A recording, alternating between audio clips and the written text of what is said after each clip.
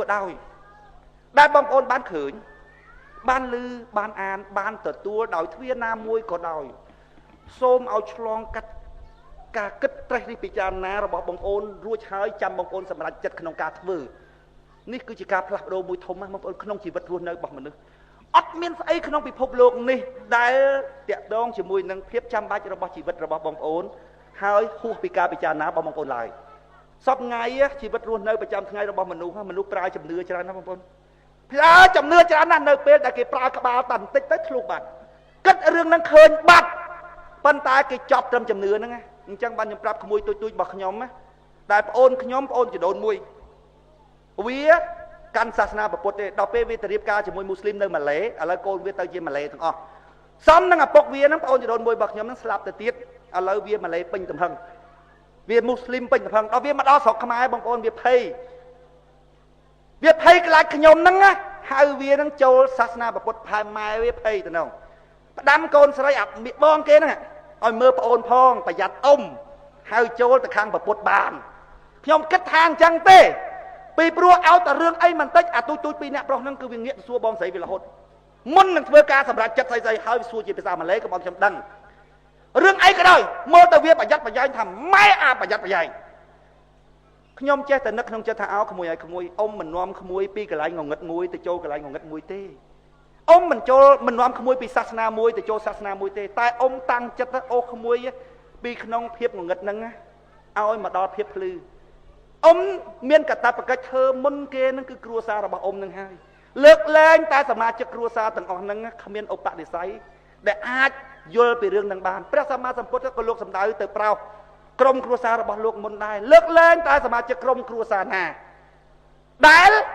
វាអត់មានឧបនិស្ស័យនឹងប្រពុតនឹងប្រពុតលោកទុកចោលដោយឪពុកក្មេករបស់លោកមនុស្សបងប្អូនបើគ្មានមនោសញ្ចេតនានឹងគ្រួសារទៅរកមនោសញ្ចេតនាជាមួយអ្នកដទៃមិនបាន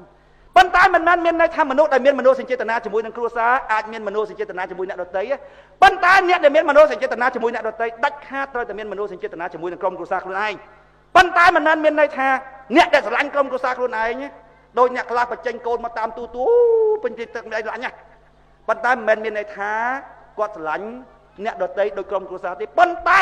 បើមនុស្សអត់មនោសញ្ចេតនានឹងគ្រួសារខ្លួនឯងហើយដាច់ខាតមិនអាចស្រឡាញ់អ្នកដទៃបានទេអញ្ចឹងបានខ្ញុំមើលមុខក្មួយខ្ញុំថាក្មួយអ៊ំតាំងចិត្តអូសក្មួយឲ្យបានចេញពីជំនឿសាសនាហ្នឹងដល់ពេលគេភ័យខ្លាចយើងអូសពីសាសនាមួយទៅចូលសាសនាមួយទៀតខ្ញុំឃើញមនុស្សសប្ងៃបងប្អូនរឿងតិចដូចថាបុកតែបន្តិចទៅធ្លុះប៉ុន្តែគេអត់ព្រមគិតបុកតែបន្តិចទៅធ្លុះបងប្អូនទាំងរឿងនយោបាយក៏អញ្ចឹងរឿងនយោបាយពួកហ្នឹងជឿអីបងប្អូនជឿមេកម្មសខានិយាយបងប្អូនគាត់គិតបន្តិចគាត់ដឹងថាកម្មសខានិយាយខុសបាត់ហើយប៉ុន្តែគាត់អត់ព្រមគិតឲ្យតែលឺមេគាត់និយាយគាត់សើចហ្មងបើពេលខាងសាសនាក៏ដូចគ្នាលឺតែអនុមោទនាសើចហ្មងអនុមោទនាគឺសាធុហ្មងមិញហ្នឹងនិយាយអីគេមិញហ្នឹងប្រសងនិយាយដើមគេវាយប្រហាប់គេជាមួយនឹងតោសៈទៀតផងណោះញោមណោះអនុមោទនាសាធុបើគាត់គិតបន្តិចគាត់ដឹងថាខុសបន្តិចទេបងប្អូនស្ដើងស្មើនឹងប្រហែលជាមកកដាស់ឆ្នាំជក់ដល់ពេលឃើញអញ្ចឹងបងប្អូនចេះនឹកក្នុងចិត្តថានាំក្បាលមនុស្សឲ្យគិតទៅឃើញឥឡូវហើយក្នុងរឿងភាពចាំបាច់របស់ជីវិតទៅបងប្អូនឲ្យតែបងប្អូនប្រើគូក្បាលគិតឃើញទាំងអស់អាចបងប្អូនមិនមែនជាអ្នកមានជាងគេទេប៉ុន្តែបងប្អូនអាចជាអ្នកសុខសាន្តជាងអ្នកមានទៀត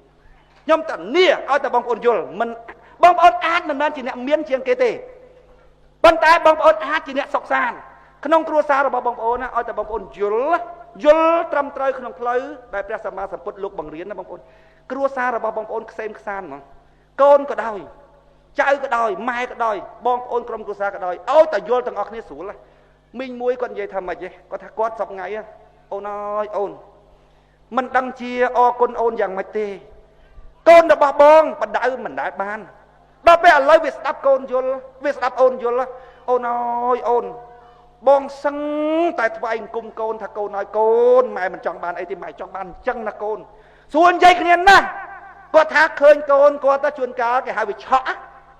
អាចចរិតដើមវាចរិតស៊ីនវាឆក់ម្ដងដោយកូនក្មេងអញ្ចឹងវាឈប់យំហើយអញ្ចឹងណាដល់ឈប់យំហើយមកសន្ទុះវាទៅថាតែបានយំទៀតថាមិនយំទេវាទាំងហក់វាឆក់អាក្មេងអញ្ចឹងវាធ្លាប់ដើរវាធ្លាប់ស៊ីធ្លាប់ផឹកដល់ពេលវាមកយើងជួនកាលវាទាំងហក់វាទៅម្ដងដល់ពេលអញ្ចឹងម៉ែវារំលឹកណាថាកូន ម៉ែមិននិយាយច្រើនទេកូនឯងអ្នកស្ដាប់ LDP យល់ម៉ែនិយាយតែប៉ុណ្ណឹងកូនយល់ហើយអាកូននឹងថាម៉ែខ្ញុំដឹងហើយណាគាត់ថាគាត់អត់បដៅកូនច្រើនទេឥឡូវគាត់និយាយតែប៉ុណ្ណឹងឲ្យតែកូនធ្វើអីមិនស្រួលគាត់ថាកូនក្នុងនាមកូនជាអ្នកស្ដាប់ LDP យល់ម៉ែនិយាយប៉ុណ្ណឹងកូនយល់ហើយម៉ែមិនបាច់និយាយច្រើនទេអាកូននឹងសើចភ្លាមថាខ្ញុំដឹងហើយម៉ែ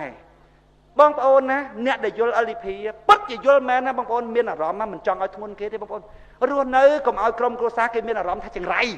ដោយសារមានយើងបងប្អូនណាសត្វដែលចង្រៃជាងគេក៏មនុស្សសត្វដែលល្អជាងគេក៏មនុស្សរបស់ណាក៏ដោយបងប្អូនចំណាំមើលឲ្យតែពិសេសជាងគេគ្រោះថ្នាក់ក៏ជាងគេដែរ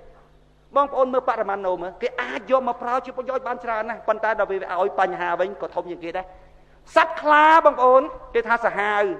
ក៏ប៉ុន្តែសាហាវមិនដល់មនុស្សទេមនុស្សស៊ីម៉ត់បងប្អូន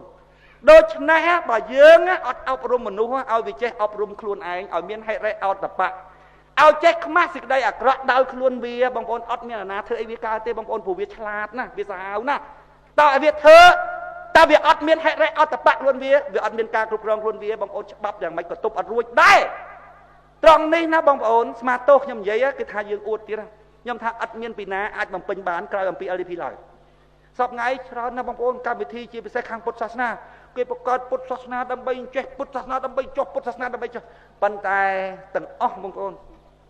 សិតតែរបៀបរុំទាំងអស់រុំទាំងអស់សូម្បីតែកាន់សិលក៏រុំដែរខាងក្នុងអត់លាទេណាបងប្អូនរត់តែផ្ទុះទេខាងក្នុងរត់តែផ្ទុះទេប៉ុន្តែរុំយើងត្រូវមានវិន័យចេះយើងត្រូវតែចេះវិន័យរុំទៅជុំវិញ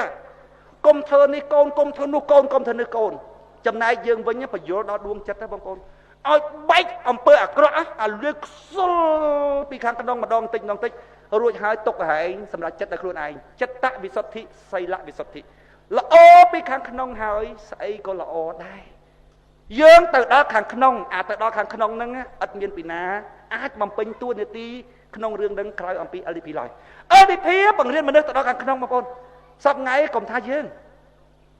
រដ្ឋាភិបាលក៏គេអត់ជឿថាឲ្យតែរឿងអីអាក្រក់ចេញពីយើងគេអត់ជឿទេកាត់រូបតរូបអីគេទោះបីគេដាក់ថាអូអានឹង LDP អ្នកកាត់ណាឈ្មោះ ID នឹងសត្វតែ LDP ពាក់មួក LDP យករូបទៅដាក់រដ្ឋាភិបាលគេអត់ជឿទេបងប្អូនគេអត់ជឿបងប្អូនរហូតដល់អាគ្នាវាប្រឆាំងនោះអាកាត់តនឹងក៏វាអត់ជឿដែរវាដឹងថាមិនយើងទេបងប្អូនតំណែងទៀតសោតបងប្អូនតំណែងយើងលក់អីក៏ដោយបងប្អូនឲ្យតែដឹងរបស់ LDP ឲ្យពិតទៅជា LDP មែនណាបងប្អូន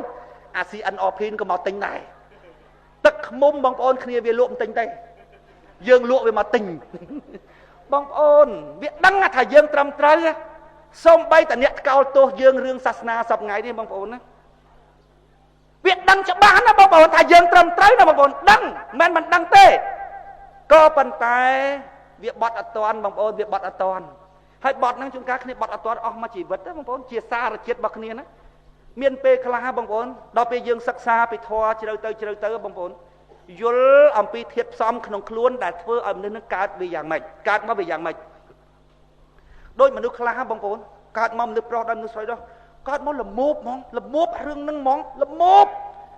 ដល់ពេលយើងវាធម្មតាបងប្អូនដល់យើងក្នុងខ្លួនគេបង្កើតគ្រឿងមកប៊ីស្តុងប៊ូស៊ីយើងវាធម្មតា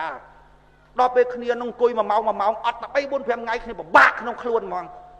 វាប៊ូស៊ីប៊ីស្តុងវាគេតមកអញ្ចឹងព្រះសម្មាសម្ពុទ្ធលោកអត់មានទើសទាស់ឲ្យលោកថាប៊ូស៊ីប៊ីស្តុងវាតមកអញ្ចឹងតថាគតមានអីទើសទាស់